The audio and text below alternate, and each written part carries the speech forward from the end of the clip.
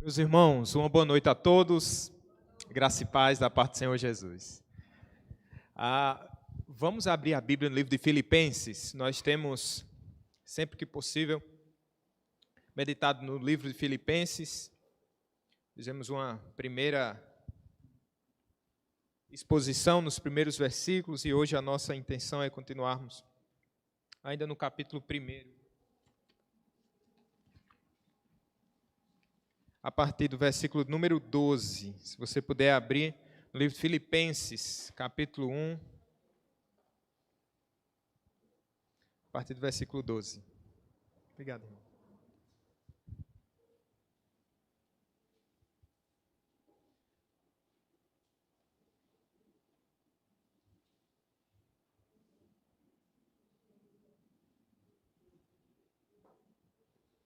Filipenses, capítulo 1.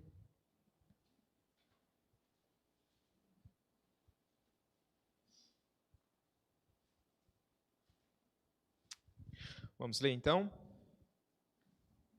Vamos ler a partir do versículo de número 12.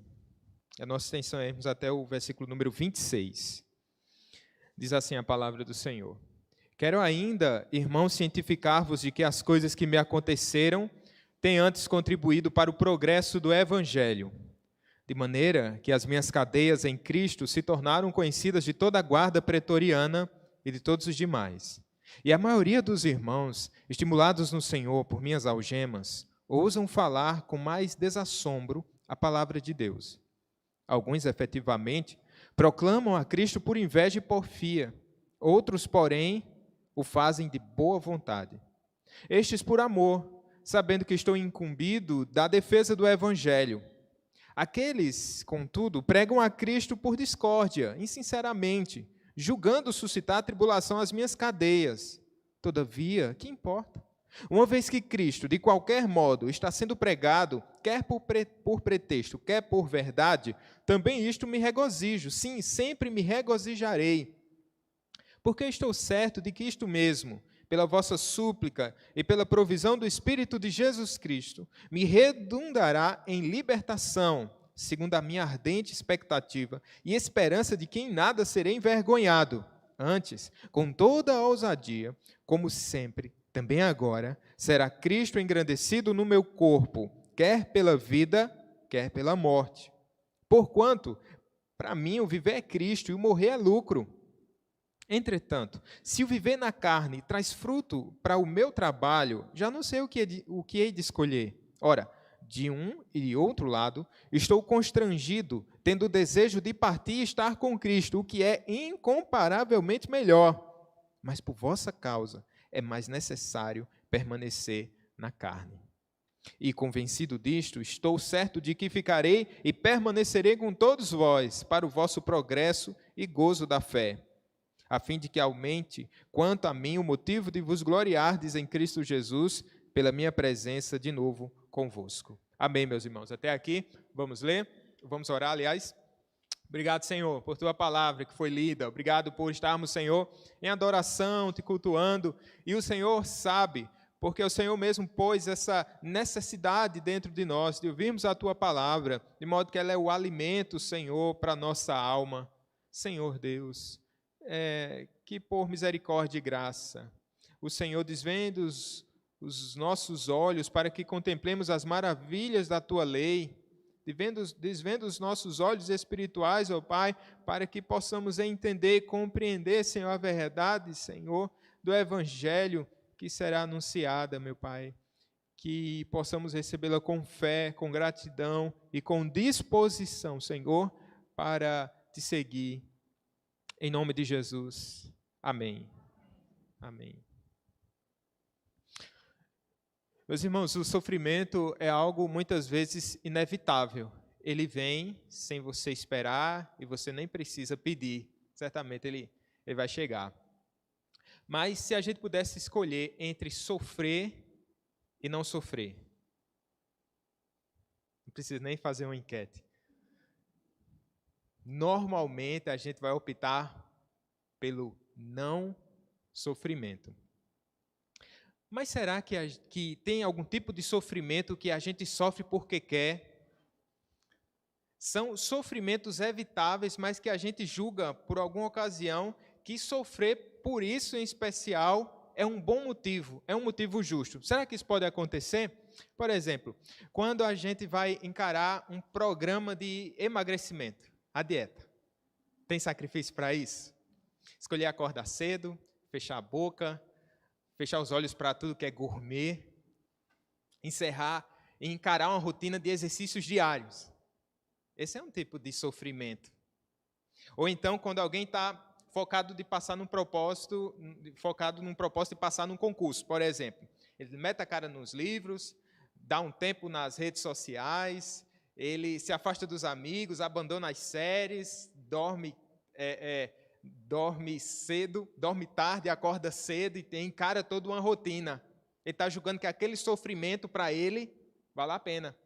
Ou então, se você está morando de aluguel e você pretende comprar a sua casa, então você faz um esforço, você fica com aquele carrinho velho durante mais um tempo, adia aquele sonho de conhecer outros lugares, economiza os recursos ao máximo, você está disposto a fazer horas extras e não gastar com outras coisas. Você está focado com aquilo. É um sofrimento? É. Mas um sofrimento que a gente julgou que era bom no final das contas. Você acabou dizendo, se você opta por isso ou por aquilo, você está dizendo, por esse sofrimento vale a pena sofrer. Vale a pena ir até o fim. A gente faz essas coisas porque a gente escolhe sofrer realmente. Por isso e não por aquilo. Porque a gente julga que essa é uma causa importante para nós. Nós estamos, irmãos, diante de um texto que nos mostra alguém que está disposto a sofrer por uma causa que ele julga importante e que ele poderia ter optado por não sofrer. Nós estamos falando do apóstolo Paulo, que sofre por causa do Evangelho, porque foi chamado a sofrer pelo Evangelho e respondeu a esse chamado positivamente, observando e dizendo, eu vou sofrer por isso. Sabe, meus irmãos, o apóstolo Paulo está aqui encarcerado, está nos dando uma lição do que é sofrer por uma boa causa. Nos mostrando aqui o que é um sofrimento que vale a pena. Eu queria que a gente procurasse entender esse texto respondendo a seguinte pergunta: como sabermos se o sofrimento vale a pena? Como saber se o sofrimento vale a pena? Então, quando a gente julga o Evangelho como uma causa pela qual vale a pena viver, a gente vai estar disposto a sofrer. Se você olha o Evangelho e diz, por essa causa vale a pena viver, logo eu estarei disposto a sofrer. Então a pergunta é, como saber se o sofrimento vale a pena? Vou tentar responder em 3 respostas. Primeiro, se o sofrimento vale a pena se abre portas para o Evangelho, se o Evangelho é pregado, vale a pena sofrer. Segundo lugar, o sofrimento vale a pena se o exemplo de fé de outros nos motiva. Em terceiro e último, se o sofrimento vale a pena se ele leva o sofredor para perto de Cristo. Então vale a pena sofrer. Vamos acompanhar? Primeira coisa, o sofrimento vale a pena se o Evangelho é pregado, se portas para o Evangelho são abertas. O que é que está acontecendo aqui? A gente passou por uma apresentação. O apóstolo Paulo está escrevendo cartas, uma carta está encarcerado e é uma carta da amizade. É uma carta de amigos, de amigo para outros amigos, que compartilham da mesma fé e da mesma alegria. Então, isso foi visto já nos 10 primeiros versículos. Ele agradece pela cooperação dos irmãos de Filipos, essa igreja que está sempre presente no ministério do apóstolo Paulo, que não abandonou, mesmo em face da prisão, como muitos o abandonaram. Filipos continua firme, ajudando e cooperando e contribuindo com o ministério do apóstolo. E ele também falou que da convicção que ele tinha de que essa obra de Deus era uma obra inacabada, mas ele sabe que aquele que começou a boa obra, ele vai completá-la até o dia de Cristo Jesus. Agora ele continua no seu argumento na sua carta, falando da sua cadeia, da sua prisão e do que ela tem provocado. Perceba, olha o que diz novamente o verso 12. Eu quero ainda, irmãos, que vocês saibam que as coisas que me aconteceram têm até contribuído para o progresso do Evangelho. Ele está falando aqui que mesmo em face da prisão, aquela cadeia, aquele momento difícil, aquele sofrimento tem sido uma bênção. Por quê? Porque tem aberto portas para o Evangelho. Progresso aqui é um termo militar, que retrata trabalhadores como se estivesse com machados abrindo um caminho através da mata. E por abrir esse caminho, para quem vem depois fica mais fácil. É o progresso do Evangelho, como se o sofrimento de Paulo estivesse preparando o caminho para o Evangelho ser propagado, ser proclamado. Onde é que esse Evangelho está sendo propagado? Ele vai dizer que, no verso 13, de maneira que as minhas cadeias em Cristo se tornaram conhecidas de toda a guarda pretoriana e de todos os demais. Veja que a guarda pretoriana era um grupo seleto,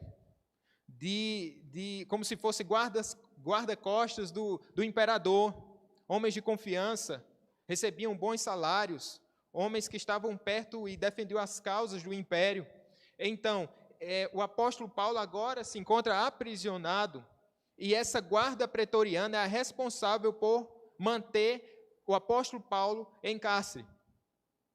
E ele está nos mostrando aqui, essa guarda pretoriana era composta por mais ou menos 9 mil soldados. Veja a quantidade de soldados que faziam parte dessa guarda pretoriana. E o que ele está nos mostrando aqui, falando à igreja de Filipos, é que por meio da sua cadeia, por meio da sua prisão, o nome de Jesus se tornou conhecido de toda a guarda pretoriana. E nós não precisamos entender aqui que esses 9 mil soldados tiveram esse contato direto e pessoal com o apóstolo Paulo. Mas que a gente precisa entender que, através do anúncio do Evangelho, através daqueles que se revezavam na segurança em guardar o apóstolo Paulo, esses tinham um contato com o Evangelho do Senhor Jesus Cristo, por causa do próprio apóstolo, que estava ali. Ao invés de estar se reclamando da vida, ou em silêncio, ou talvez irritado com Deus por causa das circunstâncias adversas, ora, o apóstolo Paulo, um grande homem de Deus, um homem fiel às Escrituras, um homem cheio do Espírito Santo, agora se encontra encarcerado. Mas a gente percebe a forma como ele tem encarado o sofrimento na sua vida. Será que teve resultado esse trabalho de proclamação do Evangelho? No mesmo livro de Filipenses, no capítulo 4, no versículo 22, se você quiser abrir nesse texto, abra, por favor. Só precisa folhear um pouco mais, capítulo 4, versículo 22. Vamos ler juntos esse versículo? Todos os santos vos saúdam, especialmente os da casa de César. Como assim? Ele manda saudações aos da casa de César, também nos da casa de César, por quê? Porque estes foram alcançados pelo Evangelho do Senhor Jesus Cristo. Nós não sabemos quantos foram, mas o que importa nos pensar aqui é que o Evangelho foi proclamado e nós sabemos que os resultados dependem de Deus. O que compete a nós é o quê? A pregação do Evangelho. Então aqui há uma saudação, já crentes ali, talvez a gente possa pensar, será que teve algum soldado que durante as pregações do apóstolo Paulo, a maioria das pregações de Paulo a gente não tem conhecimento, foram no cárcere, né? Foi uma abordagem pessoal, particular, mas será que algum soldado tocado pelo Evangelho, convertido pelo Espírito Santo, não começava a chegar lá para o chefe dizendo assim, ei, me coloca com Paulo de novo lá, eu quero cuidar daquele prisioneiro, e ali sendo discipulado, e ali dizendo, Paulo, me conte mais, fale mais desse Cristo, proclame mais, e a semente do Evangelho dando frutos. O que é que ocorria? O que ocorre naturalmente, eles ouviam o Evangelho, encarcerados, saíam e proclamavam. Alguns dizendo assim, olha, tem um prisioneiro que é tão chato, que a gente passa o dia ouvindo acerca daquele prisioneiro nazareno que disseram que ele ressuscitou. Ele não fala sobre outra coisa a não ser de Cristo Jesus. E outros diziam, aquele prisioneiro, através da mensagem que ele proclamou, eu fiquei sabendo que era o prisioneiro, porque eu estava acorrentado a algemas invisíveis, ao pecado, mas eu conheci na prisão aquele que liberta, por meio daquele que me proclamou essa mensagem. Coisa maravilhosa. No verso 13, diz que não somente o evangelho se tornou conhecido entre aqueles da guarda pretoriana, mas também de todos os demais. Aí a gente já perde a conta. Ela foi anunciada entre os pares, entre os soldados, mas todos os demais também ouviram falar da mensagem da cruz. Todos os demais. Coisa maravilhosa. A gente tem notado a infinidade de oportunidades que surgem à nossa volta quando nós estamos sofrendo. Será que o nosso sofrimento tem aberto portas para a proclamação da palavra de Deus, meus irmãos? Tem um comentário muito pertinente do pastor Steve Lawson, queria ler para vocês na íntegra. Ele diz assim: não importa o quanto seja ruim nossa situação, Deus pode nos usar para levar adiante sua palavra em tais circunstâncias. Em que aspecto de sua vida você se sente limitado? Lembrando aqui do soldado Paulo que está acorrentado a um soldado da guarda pretoriana. Será que é um trabalho difícil? Talvez você esteja atado sentado e preso a um notebook fazendo seu trabalho em contato com outras pessoas de maneira online. Talvez você se sinta preso em casa com crianças pequenas ou mesmo com alguém que está enfermo ou no hospital. Talvez você seja um vendedor que passa o dia inteiro no carro indo de um cliente para outro. Talvez você seja uma professora de ensino fundamental e se sinta presa numa sala de aula secular. Talvez você seja um aluno de ensino médio limitado por seu horário escolar. E aqui a gente pode dar vazão a esses exemplos aqui. Talvez você esteja sendo orientado lá, um professor que não é crente, você tem que estar lá perto dele nas suas consultas. Em tantos e tantos ambientes. Mas veja, Steve Lawson ainda diz, seja qual for sua situação, você pode vê-la como uma oportunidade de dar testemunho de Cristo, que se não fosse por essa circunstância adversa, não existiria. Você não está onde está por acidente, você está onde está por determinação divina, com o propósito de compartilhar o Evangelho. Você está onde está por determinação divina. E com propósito Deus colocou em um desses ambientes, encarcerado em algum desses ambientes. Para quê, meu irmão? Você tem que se manter calado com tão grande oportunidade de anunciar a palavra de Deus. Seja num Uber, seja numa sala de aula, seja dando apoio a algum parente, seja em qualquer circunstância, você está sendo exposto muitas vezes através do sofrimento. Talvez você nem quisesse estar em contato direto com certas pessoas, mas você está ali e muitas pessoas optam por ficar se reclamando ou ficarem tentando minimizar ou acelerar esse processo. Eu não aguento mais estar aqui ou estar ali, porque eu estou justamente trabalhando nesse departamento no meu trabalho, com esse colega.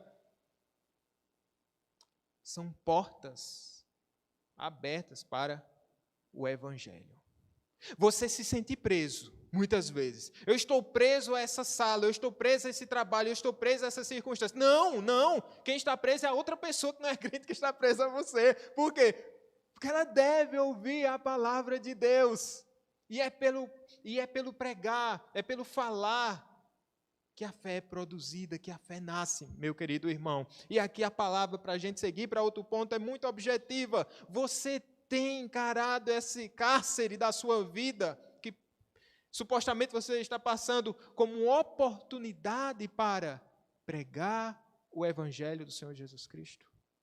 Ou você é daqueles que é capaz de passar dias e dias, meses e meses, anos e anos, compartilhando sua vida profissional, sua vida em outro ramo com alguém, e sequer anuncia a salvação, sequer proclama o nome do Senhor Jesus Cristo. De modo que as pessoas, talvez depois de tanto tempo, fiquem surpresas. Você não sabia que você era. Primeiro tem a questão do testemunho, né?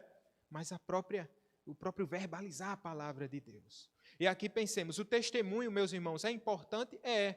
Mas às vezes a gente fica muito resguardado da questão do testemunho, né? É muita questão do testemunho. Você pode ser visto, sabe o quê? Como uma pessoa moralmente íntegra por causa do seu testemunho. Somente isso.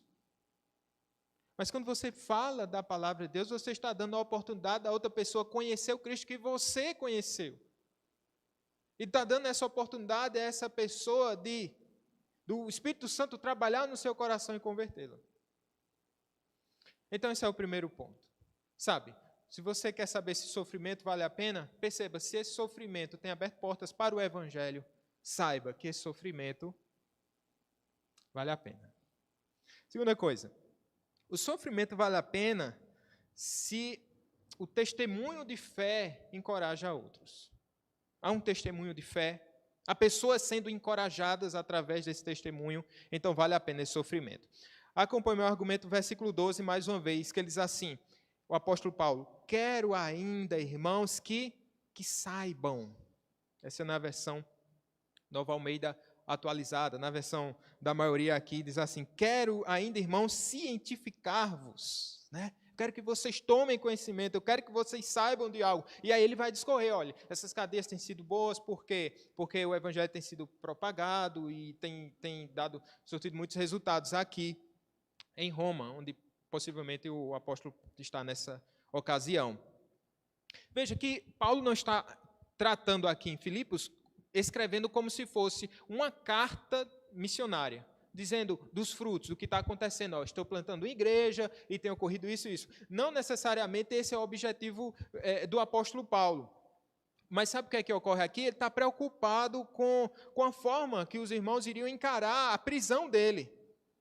Ele tinha sido pastor em Filipos e essa igreja ama de coração o apóstolo Paulo, seu pastor, seu antigo pastor, mas ainda um pastor presente na vida deles. Então, o cuidado do apóstolo Paulo é entender como é que os meus irmãos vão encarar o meu cárcere. Como é que eles vão encarar as cadeias que eu tenho enfrentado. E justamente um dos propósitos dessa carta de Filipos é justamente encorajar a igreja em meio às tribulações, em meio às provações. E Paulo sabe que está correndo risco de morte, ele pode ser apresentado, né, diante do imperador, será julgado e o seu destino é incerto, ele pode morrer. Mas ele quer fazer com que os irmãos entendam que isso tem sido algo bom e que eles não precisam ficar desesperados, eles não precisam ficar entristecidos, porque, veja, justamente em Atos, volta do capítulo 20, quando Paulo está falando que tinha recebido uma mensagem profética de que iria sofrer em Jerusalém, os irmãos caem em desespero. Digam, Paulo, não vá não. Paulo, não. Por quê? Quem é que não quer uma pessoa que cuide de você, uma pessoa tão sábia, uma pessoa tão cheia do Espírito, um pastor como o apóstolo Paulo, por perto?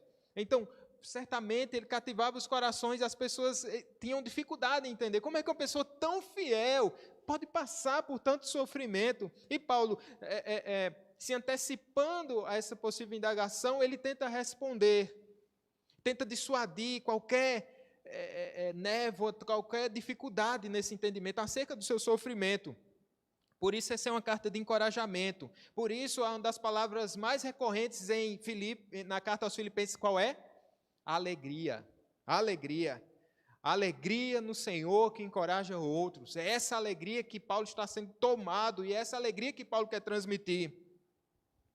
Esse é um cuidado que a gente tem para que o sofrimento não seja mal interpretado pelos outros. O meu irmão, alguns anos atrás, ele sofreu um acidente de carro, capotou o carro em uma dessas cidades, ele era representante comercial. Uma das primeiras coisas que eu me lembro que o meu irmão falou para mim foi assim, eu estou bem, eu estou bem. Que ele sabe, a partir da forma como ele fosse comunicar o que tinha ocorrido com ele, o nosso coração podia ficar todo quebrado. Ele disse, eu estou bem, eu estou bem. Paulo está aqui, eu estou bem, fiquem tranquilos, fiquem tranquilos. Não sofra demais, não sofra demais. No verso 14 diz assim, e os irmãos em sua maioria, acompanhe essa leitura, versículo 14, capítulo 1 ainda, e os irmãos em sua maioria, estimulados no Senhor, por minhas algemas, ousam falar a palavra com mais coragem. Veja que exemplo maravilhoso, ele está falando agora que os irmãos em Roma estão sendo encorajados pelas suas cadeias, aqueles que estavam intimidados, aqueles que estavam em dúvida, aqueles que estavam vivendo a privatização da fé, agora eles estavam mais entusiasmados. quando viram que o líder do cristianismo, o expoente, o apóstolo Paulo, agora estava encarcerado, mas estava empolgado, estava alegre, estava proclamando a palavra de Deus, agora eles pensavam, se ele está preso e feliz pelo avanço do evangelho, eu estou livre, devo também estar alegre com isso, descansando no Senhor e pregando a palavra de Deus. Veja a forma como é recebido o sofrimento. Agora imagine o contrário, Paulo está em depressão na cadeia. Está precisando de Timóteo para aconselhá-lo lá na prisão. E Paulo está lá, eu não sei o que está acontecendo comigo. É algo humano? É algo que poderia ocorrer? Certamente. Mas veja a forma como o apóstolo Paulo, pelo poder do Espírito Santo, administra e consegue observar o sofrimento na sua vida. E ele sabe que a partir da forma como ele iria encarar o sofrimento, a igreja podia cair em desespero. Ou a igreja podia se elevar. A igreja poderia se alegrar. Que exemplo maravilhoso. Estava assistindo um filme, se chama Razão e Sensibilidade, é da Jane Austen, né? É uma adaptação de um livro. A história é um drama, né, que trata sobre um homem que morre e deixa uma herança. Só que ele tem muitas filhas e um único filho, e a herança, por questões culturais, vai para esse filho. O que faz com que a família, a viúva e as filhas ficassem quase que desamparadas. No decorrer do filme, tinha uma das filhas que tocava piano. Em várias cenas aparece ela tocando piano, mas eram sempre músicas melancólicas. E eles estavam ainda passando por um luto muito grande. Então, em algumas cenas, as irmãs vão lá, para de tocar, mulher, essa música de tristeza, porque a gente não consegue parar de chorar. Porque toda vez que a gente está se reerguendo, a gente escuta essa melodia que ecoa em toda a casa. Meu querido irmão, será que no seu sofrimento há um acorde de alegria? Será que você consegue lembrar daquilo que pode lhe trazer esperança no dia da angústia? Será que você pode se alegrar em Deus, mesmo encarcerado, mesmo numa vida de sofrimento? Meus irmãos, a música que você tocar, as pessoas que estão ao seu lado vão cantar, ou vão chorar, ou vão se alegrar, ou vão exultar. Observemos isso. A gente orou por Arielle e Justina. Veja, meus irmãos, que são irmãs que a gente não conhece, mas que têm chamado a nossa atenção pela forma como elas têm encarado o sofrimento, com confiança em Cristo Jesus. E mesmo sabendo de todo o drama que envolve essas vidas e essas lutas que elas têm passado, a gente tem sempre um sorriso no rosto. Quando a gente escuta um áudio, quando a gente vê uma publicação, porque Deus tem sido glorificado através do sofrimento. Mas também há o outro lado da moeda. Há pessoas que não estavam entendendo ou encarando bem o sofrimento do apóstolo Paulo. Observe o versículo 15. Paulo diz assim, é verdade que alguns proclamam Cristo por inveja e rivalidade, mas outros o fazem de boa vontade. Justamente ele mostrando que há os dois lados aqui da moeda. Tem esses aqui que eles estão proclamando a Cristo por inveja e por rivalidade. São aqueles que, ao invés de se aproximar do apóstolo Paulo e dar uma palavra de incentivo, de estímulo, e estar orando por ele, eles estavam agindo com inveja. Talvez não se alegrando, não chorando com os que choram, e se aproveitando de alguma forma do espaço deixado do proeminente apóstolo Paulo, e agora eles queriam suscitar sofrimento ao sofrimento de Paulo, aumentar o sofrimento de alguém que está sofrendo. Perceba isso. Que triste. E a Bíblia aqui classifica essas pessoas como sendo pessoas que fazem parte da igreja e que estavam com esse tipo de atitude. É possível também que eles pensassem que aquele era um sofrimento desnecessário, porque eles diziam, nós estamos livres pregando o evangelho. Eu acho que Paulo forçou a barra. E se ele continuar forçando a barra aí, se a gente cair na antipatia do imperador, isso vai prejudicar o nosso ministério também. É aqueles que dizem assim, você está sendo muito radical, não precisa sofrer tanto pelo evangelho não, nós estamos em dias tão tranquilos, vivendo dias que a gente pode ter aquela fé, mas não uma fé que lhe prejudique muito. Não, um testemunho, mas não aquele testemunho que vai ser ruim no final das contas para você. Você pode, mas assim, o sofrimento é desnecessário. Você pode viver um evangelho bem, bem tranquilo. Ou então, eles podiam estar pensando que Paulo tinha cometido algum tipo de pecado. E era como se fosse um castigo de Deus. Ele está lá, e aí na pregação deles poderiam estar dizendo assim, Paulo se julgava ser tão santo, agora ele está preso. Não será um castigo divino? E nós estamos livres. Ora, é melhor que vocês nos sigam. Sabe? Então, essa muitas vezes também pode ser uma postura nossa. E precisamos ter esse tipo de cuidado. Geralmente, quando olhamos alguém que está sofrendo, a gente começa a pensar, será que não tem pecado aí? Será que não é uma consequência? Será que Deus não está pesando a mão?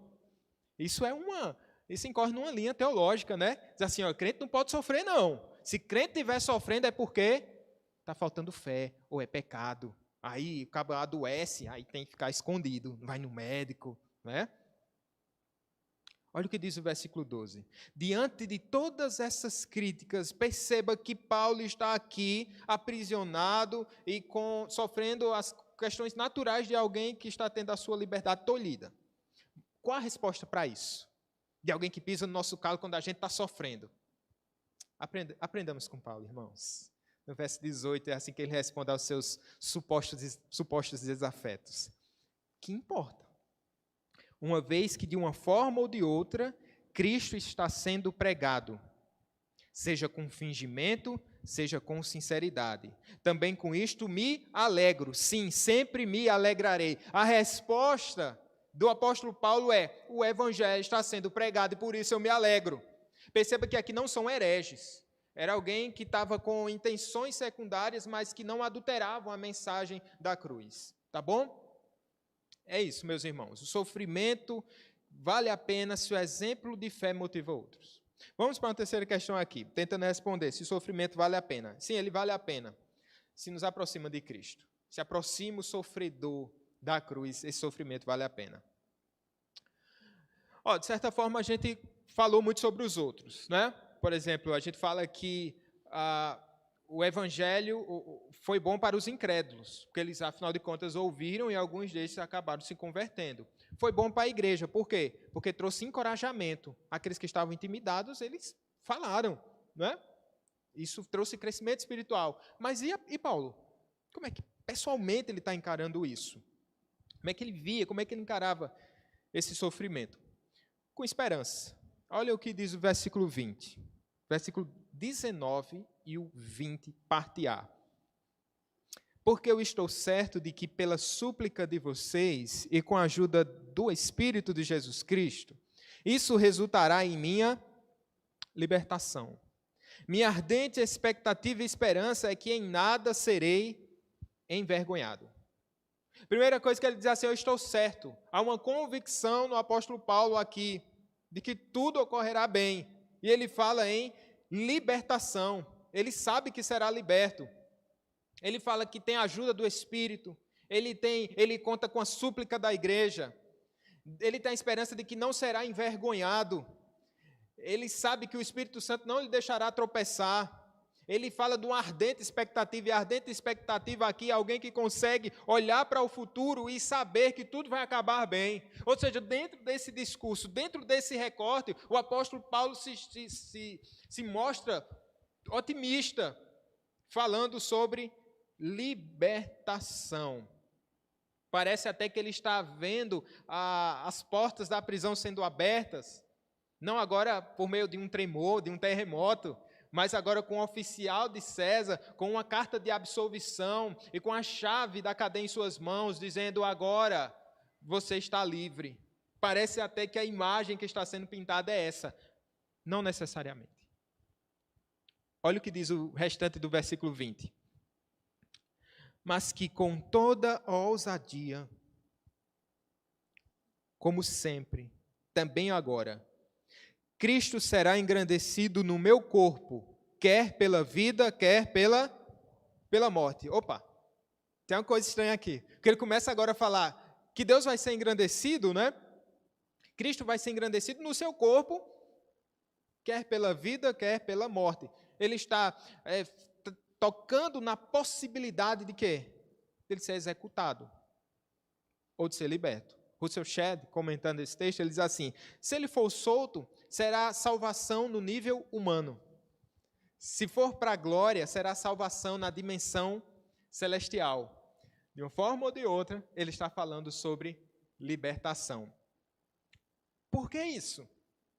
Por que tratar sobre vida e morte impede igualdade? E a gente geralmente difere, a gente consegue falar muito bem sobre vida. Você vai para onde? Quais seus projetos? Quais seus sonhos? Como é bom viver? Falar sobre morte engasga. A gente, opa, é bom não falar isso. Tem gente que nem dá tchau, né? Porque pensa que é o último adeus. Não é bom falar sobre morte. Paulo trata sobre vida e morte com muita tranquilidade. Porque ele sabe para quem vive. E sabe para quem vai quando morrer. Olha o que diz o verso 21. Vamos ler juntos esse versículo? Porque para mim o viver é Cristo e o morrer é lucro. Agora ele tem a convicção que a sua vida está em Cristo Jesus. Esse é o motivo da sua alegria. É por isso que ele julga que o sofrimento vale a pena, porque agora ele está olhando e observando aquele que morreu pelos seus pecados e aquele que lhe deu nova vida. Ele sabe que a sua condição espiritual de morte, de outrora, agora foi mudada, foi transformada pelo Nazareno que ressuscitou ao terceiro dia e que pagou pelos seus pecados. Agora ele se entrega ao Senhor Jesus Cristo, dizendo assim: olha, a minha motivação antes era perseguir, era executar, mas hoje o meu prazer está no Senhor, que é a minha vida. É por isso que o salmista vai dizer: a tua graça é melhor do que a vida. É por isso. O mesmo Paulo, escrevendo aos Romanos, ele diz assim: porque se vivemos é para o Senhor que vivemos, e se morremos, é para o Senhor que morremos. Quer, pois, vivamos ou morramos, somos do Senhor. É à luz disso que ele vive, por isso ele pode viver tranquilo, por isso ele pode estar sendo um cidadão romano livre ou encarcerado. Ele consegue viver porque a forma como ele encara o sofrimento, ele não encara o sofrimento a partir do seu sofrimento particular, mas ele encara o seu sofrimento a partir do sofrimento de Cristo Jesus, que lhe deu vida e vida em abundância, meus irmãos. O que é que ele pensa? O que é que eu faço? Se eu pudesse escolher entre viver ou morrer. Uma pergunta tanto quanto óbvia, né? Se nós fizéssemos ela nessa noite, se fosse para optar entre viver ou morrer, Paulo está com essa dúvida. Aí ele diz assim no verso 23, olha só. Ora, verso 22, entretanto, se o viver na carne traz fruto para o meu trabalho, já não sei o que hei de escolher. Ora, de um e outro lado estou constrangido, tendo o desejo de partir e estar com Cristo, o que é incomparavelmente ou infinitamente melhor. Ele já está dizendo qual a sua preferência aqui. Estar com Cristo não tem comparação, gente. Ele já tomou essa decisão.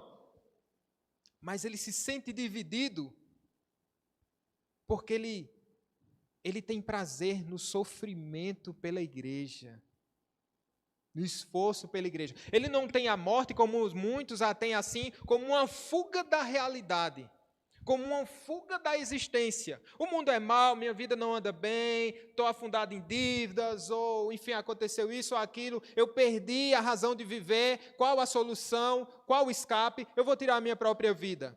Paulo não, ele tem um motivo, uma razão extraordinária para morrer, que é a certeza de estar com Cristo Jesus, mas ele tem uma razão muito importante para permanecer, que é cuidar das coisas de Cristo nessa terra. Ou seja, tudo gira em torno de Cristo aqui.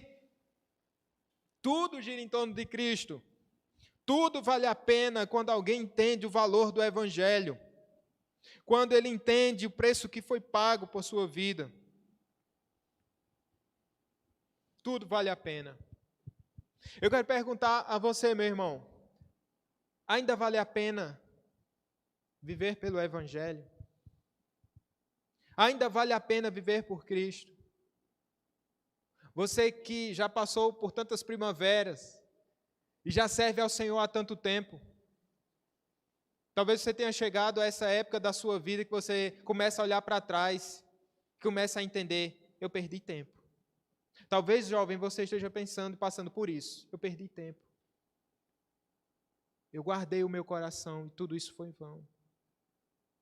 Não vale a pena, ou não valeu a pena.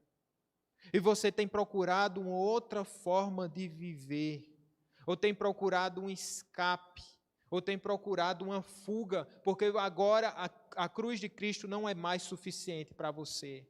Você não encontra mais alegria no Evangelho. Saiba, meu irmão, que é possível, por meio do poder do Espírito Santo, sermos renovados no nosso amor pelo Evangelho. Para que possamos olhar mais uma vez para a cruz e atendendo ao mesmo chamado de antigamente. Quando você ouviu o convite precioso e maravilhoso do Senhor Jesus Cristo, que era uma proposta nada chamativa. Tem uma canção do Paulo César, né? Não era algo tão bom assim, não. Vai. Se negue. Tome sua cruz. Me siga. Será que ainda vale a pena? Vale a pena, meu irmão. Mesmo sofrendo, pastor, ainda vale a pena? Vale a pena. Por quê, pastor? Porque alguém tinha uma vida mais satisfatória e mais tranquila, resolveu encarar o sofrimento sem ter necessidade, porque ele continuaria sendo Deus de qualquer forma. Mas por amor, ele viu, olhou pecadores que estavam caminhando para a perdição e para o inferno e resolveu vir e tomar sua cruz e seguir para o Calvário, porque ele disse, vale a pena sofrer. Vale a pena sofrer pela igreja, vale a pena sofrer pelos meus. Cristo Jesus foi aquele que olhou o sofrimento e abraçou o sofrimento, pensando na glória desse sofrimento, que era a salvação do seu povo. Por isso que vale, meus irmãos, vale a pena sofrer. Vale a pena sofrer. Alguém, um pastor, melhor dizendo, chamado Dietrich Bonhoeffer, pastor luterano que viveu na época do nazismo e sofreu os horrores de Hitler. Ele foi alguém que julgou que valia a pena sofrer por causa do Evangelho. Ele não negou a Cristo e por isso sofreu, foi encarcerado, foi condenado e foi executado. Mas antes de ser executado, alguém que acompanhava esses seus últimos momentos de vida, sem saber da importância de quem era Bonhoeffer, ele resolveu relatar isso. Foi um médico do campo de Flossenburg, na Alemanha, onde o campo de concentração onde Bonhoeffer estava e passou seus últimos dias, seus últimos momentos. Ele presenciou os últimos instantes de Bonhoeffer. Ele não tinha ideia do que presenciava na época, é o que diz na sua biografia. Mas anos depois apresentou o seguinte relato, isso é um médico relatando os últimos momentos de Bonhoeffer. Na manhã daquele dia, 9 de abril de 1945, entre 5 e 6 horas, alguns dos prisioneiros foram retirados das celas e os vereditos da corte marcial foram lidos. Pela porta semiaberta, numa das cabanas, eu avistei o pastor Bonhoeffer. Antes de tirar o uniforme da prisão, ajoelhado no chão, orando fervorosamente a seu Deus. Eu fiquei deveras comovido pelo modo com que esse amável homem orava. Ele era tão devoto, confiante de que Deus ouvia sua oração. No local da execução, ele realizou outra oração curta e depois subiu os degraus até a forca, com coragem e com postura. A morte dele foi verificada após poucos segundos. Nos quase 50 anos que trabalhei como médico, raramente vi um homem morrer tão inteiramente submisso à vontade de Deus. O mais curioso, irmãos, é que 15 dias depois da morte de Bonhoeffer, os aliados marcharam sobre Flossenbürg. Na semana seguinte, Hitler cometeu suicídio e a guerra terminou. Aí você pode pensar, será que valeu a pena? 15 dias depois ele estaria livre.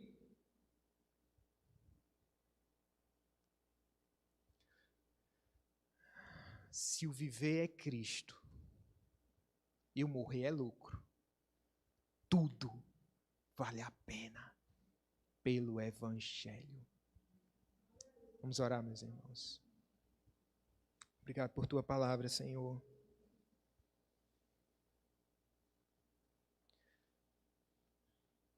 Muitas vezes queremos olhar para trás, Senhor Deus. Muitas vezes olhamos para o Evangelho, para o nosso Senhor Jesus Cristo.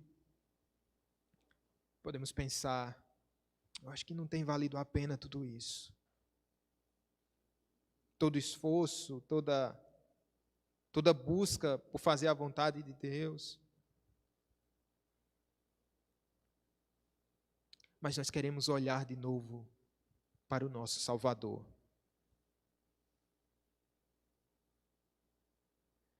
Aquele que se entregou por nós, pecadores. É nele, é por meio dele, que nós julgamos se vale a pena ou não viver. E olhamos para Cristo, olhamos para o Evangelho e chegamos a essa única conclusão e única resolução da nossa vida. Vale a pena viver por Ti.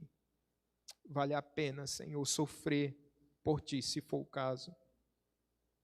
Porque nós sabemos que o viver é Cristo e o morrer é lucro.